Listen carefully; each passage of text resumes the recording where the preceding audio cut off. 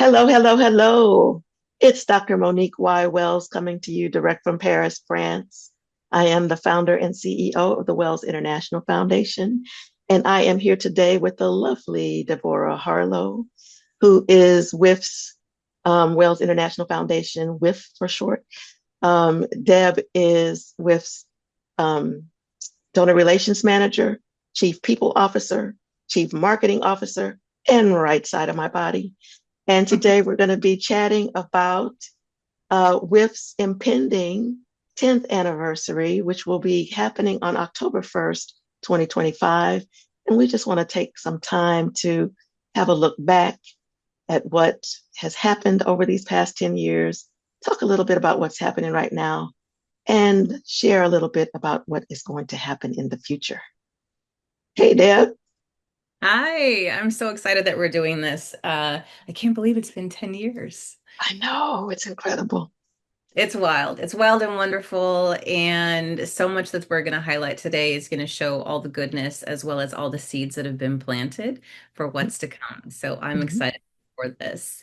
All So, right. hi, everybody, my role will be to ask some really exciting questions. Some of the questions have come from community members and other things to be able to like really see what's been happening. So, are you ready, Monique, for some questions? I am ready. Why did you start the Wells International Foundation organization? Okay, so that's a really long story, but I will make it, I'll give you the very condensed version. I came across years and years ago the story of a man, an African American man who was an artist, who was a brilliant artist, who died in Paris after spending 4 years in a mental institution. His last 26 years of his life were here, his last 4 years in a mental hospital, and he was buried in an unmarked grave outside of Paris. And I learned about him because he was a mentor of James Baldwin. And I wanted to do something, I wanted to include his story, uh, his gravesite literally in an article that I was writing. And I found out that his grave was unmarked. And thing happened. And I ended up just falling in love with this man's story and then discovering his art secondarily, and then falling in love with his art. And not being an art person, I was overwhelmed literally by the reaction that I had to an image through a computer screen of one of his works. It was a literally, it was a visceral reaction that it took my breath away. Really, I felt that something had just shot out of the computer and grabbed my heart. And so from that moment on, this man has been a part, his spirit has been a part of me. And I founded a French nonprofit to raise money to place a stone at his grave. And I had started a blog to raise awareness of that. And when I laid the stone, I thought that, okay, I'm done. Great, you know, accomplished something really important, but I'm going on to other things. And Beaver Delaney, the artist, um, it's like, no, Monique, you're not done. I'm not done with you yet. And so fast forward, because this was happening in 2009, 2010, fast forward to 2015, when I founded WIF, the Wells International Foundation, WIF, to do a show of his art in Paris. And that was the kickoff of so many things for this organization, which is now approaching its 10th anniversary this year. I love that. And what you named is something that's so beautiful about your journey that I think can inspire all of us. We make plans, and plans are actually just wishes because they ebb and flow and pivot and pause and do these little dance and side steps. But when we really know what our values are and we really live by them, we can be open to all of the little twists and turns and ways that things happen. You didn't have a plan to launch a nonprofit, two nonprofits. You didn't have a plan to do multiple years of work with Buford Delaney. But when you saw that something was speaking to your heart and it was aligned with your values, it became a no-brainer. Like, even if Absolutely. it was like, I don't know how this is going to look. I don't know how this is going to happen. I remember your early conversations of like, I think I'm going to start a nonprofit. What do you think? I was like, okay. So we had chats about that pre-nonprofit of like, okay, this is what I'm doing. Awesome, cool. How can I support you? Mhm. And um, it speaks to the way that you show up with your passion and your leadership, and that when we are so truly aligned with what lights us up, opportunities will present themselves. And they Yes. might often look very different than we ever imagined. But when you can see a value speak to a value, and you can see that divine alignment, it's a no-brainer. It's like, all right, well, this is what I'm doing, and Mhm. things start to ebb and flow to support that. So Yes. your story embodies that so beautifully, and it's a reminder to all of us that life is going to pivot and pause and shift. And plans, aka wishes, they will ebb and flow. And so remember who you are, remember what your values are, and that will guide you on whatever journey you're meant to have, just like Monique did in launching WIF. Yes. I love that so much. So if people may not know this, where do you operate? Where do you operate, and what about WIF? So WIF was domiciled in Houston, Texas, back in 2015. October 1st is our birthday. So that's going to be our 10th anniversary coming up October 1st, 2025. And we have recently moved our actual mailing address to Pearland, which is a suburb of Houston, but we are definitely rooted in the greater Houston metropolitan area. And I started that nonprofit, or this nonprofit, in that space from Paris, France. And this is where I live today, and this is where I operate with from today. And we have projects and programs that I like to call um, local to global.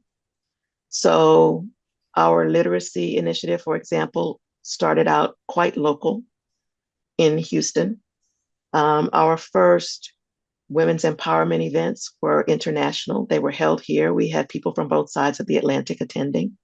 And we still have that. So even though we're virtual pretty much now, we're going to be having our first in person event for women's empowerment in Houston in October.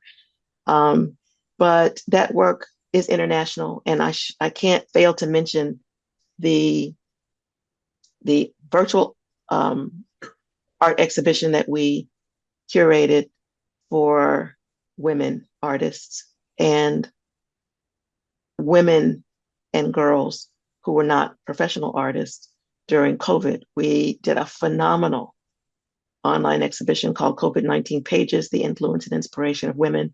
That's still online today. And that brought together professional artists from 5 countries and youth from schools and youth organizations from 3 countries. And so it can be focused here, it can be national, it can be international. It just depends.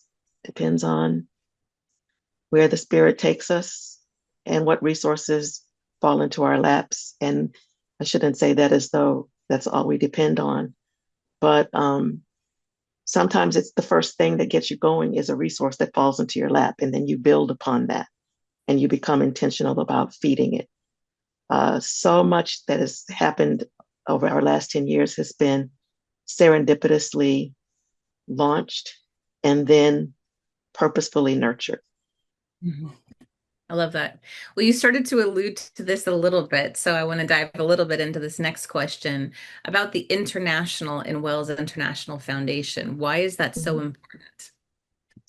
It's important because I am a representative of what very few people in the United States, regardless of race, creed, gender, I am a representative of a tiny minority of people who have ever left the United States, even for fun.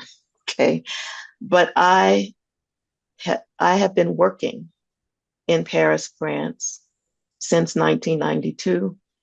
And my original profession, which is veterinary pathology and toxicology, I'm retired from that now, but that's what brought me here, That has taken me all over the world. Paris has been my home base since 1992.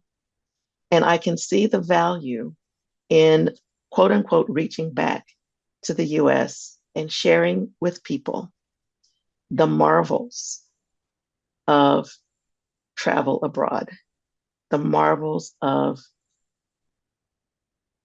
just seeing yourself as a citizen of the world, Mhm. not just a US citizen, not just a person who lives in whatever state you're in or your city.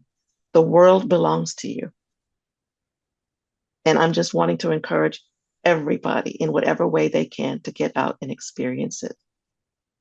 Absolutely.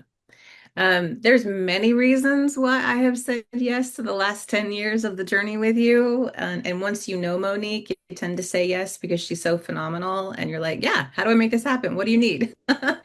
Um, but as a daughter of a first generation immigrant coming to the United States and living a global life, because we moved around a lot with my dad being a chef, it was one of those situations where I had a firsthand experience of understanding how important it is to realize that the world is so much bigger than my little zip code, than my little perspective, than the little aspect of community and culture that I have where I'm at. Those things are important to me because they're my day-to-day aspects of how I tether into knowing myself.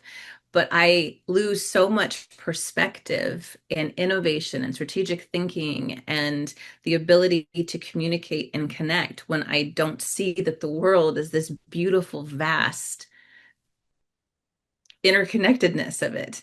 And the Mhm. other thing that happens from not only having experiences that are bigger than your little ecosystem is even when I was thousands of miles away in other countries where I didn't yet speak the language, I would still see the humanity. You would still see that people had shared experiences, even if they live in very different ways, eat differently, dress differently, speak differently. It was like, oh, well, we're still also human beings navigating fears and loves and joys and grief and loss and curiosity. There's Mhm. so much that allows you to have perspective and connection simultaneously when you see the world as bigger than the little ecosystem that you're part of. And so it's one of the many things that I love about you and what you create as the community and the ethos, what we stand for. But to understand that you're part of a global community who makes local impact, Mhm. that's one of the biggest ripples that you can imagine, Yeah, which I it love. is. I It love is. that. It So the is. international is not a throwaway. It's a really big, important piece of the name, the Wells It International really is. Foundation. It's really core to the heart of what we stand for. Mhm. It I love is. that. So I have one more question for you. Uh, it's a big one. Okay. So if you could share one dream for the next 10 years of WIF, what would it be? Hmm. Well, okay. So really, the work that we do, I think, is phenomenal. I know it is. I know it's phenomenal. I want us to expand our reach. I want us to have even more impact. I want us to reach more people. I want us to change more lives for the better. When you change individual lives, you change communities for the better. When you change communities, you change larger communities, so to speak. So a lot of people think of community, maybe they think about it as their neighborhood or their church or, you know, but communities build upon communities, and communities, a group of communities becomes a city or a town, and a group of cities and towns becomes, um, in the context of the US, a state and then a country and then a block, you know, of nations, etc. It all starts from this tiny little space here and it ripples out and ripples out. And I want us to create the biggest ripple that we can in every single strategic focus area that we work in. Um, it's just a little contribution to making the world a better place. And I know that sounds all grand and everything and a little bit abstract, but when you know that the small difference that you make can lead to a bigger difference, and you can see that those actions are rippling out, that for me is the most important thing, not necessarily even the end result, although that is what we're striving for. Um, it's knowing that the things that we are able to do are making a difference. And so I just want us to be a stronger organization. I want us to build our infrastructure. I want us to expand our networks and infuse all of that with our passion and our desire to do good, um, and just see where that takes us. Mm. I feel that in my heart. I'm all in. Sign me up. I love that. And what you also described reminds me, I'm going to paraphrase the quote here, but the quote is that a culture change is a group of people coming together of like mind and acting in accordance. Yes. And so, if we really want to change the cultures that are not serving our loved ones, ourselves, our communities, the ecosystems that we are part of at the micro and the macro, it is incumbent upon us to come together with those that are of a like mind to have the culture shift. Because when we act in accordance with our values and the things that we want in the world, we actually can make that happen. That is not a bumper sticker, a meme, a nice to have, an ethereal thing to put on your t-shirt is a literal embodiment of what you can make happen in this world when you are surrounded by people who have shared values and then you act on them. And Yes. that is what you have always stood for well beyond the founding of the nonprofit, because I knew you prior to the nonprofit, but it is Mhm. definitely what you have stood for and dreamed of and worked so diligently towards making happen. And it's such a joy to be like coming up on a 10-year anniversary and to be dreaming into what is possible and what is tangible in the Yeah. next 10 years. Yeah. So I can't thank you enough for having the courage and the vision to come forward and to found it, because when you did, it opened up a completely different world for me to be part of. And so I want to thank you for having the courage to do that. Launching a nonprofit is not for the faint of heart. Um, Keeping a nonprofit going during COVID and a litany of other things that have happened over the 10 years is not for the faint of heart. It takes a lot of sass, a lot of patience, a lot of grace, a lot of joy, a lot of tears, a lot of like, not getting enough sleep. Mm. But you have stood the test of time because who you are and what you stand for. And it's like a flame that we're all drawn to. We want to be Mhm. part of that. So I want to say thank you. As I have said numerous times, I'm going to say it again. Thank you for being you and for showing up in the way that you have and putting out the call to action for each of us to show up in like manner. So the world is definitely a better place because you are in it. Thank you so much, Deb. I have to thank you in turn because certainly WIF would not be where it is today without you. Um, Literally, right side of my body. If Deb were gone, we would have shriveled up and gone away a long time ago. So thank you for being there always. Thank you, thank you, thank you for believing. Thank you for just everything. Just Hmm. everything. It is a deep honor, and I know that the community feels the same way because when they show up to WIF events, we can't get them to go. So everybody loves being part of a WIF party, that's for sure. So thank you for the time that you've taken today to answer the questions, to engage in the updates, to share little teasers for the exciting things that are to come. Um, for the heartfelt calls to action for everybody who's listening to be able to lean in and see, just like Buford Delaney's art called to your heart through the screen. Like, where's the invitation that's calling people through the screen today to say, "Ooh, I heard the thing that is inviting me to want to show up or be part or be curious." Mhm. We want to know you. We want to collaborate with you. We want to have you part of the story that ripples forward over the next 10 years and beyond. Yay. All right. Well, thank you. Yay. Thank you, Monique. I appreciate you. And again, the world is a better place because you are in it. Thank you, Deb. Thank you. So thank you for joining Deb and me for this little question and answer session. I hope you're as excited as I am about WIF's upcoming 10th anniversary and where we're going for the next 10 years. I hope you will be a part of that story, a part of that journey, welcoming you in. to the WIF community. Thanks so much.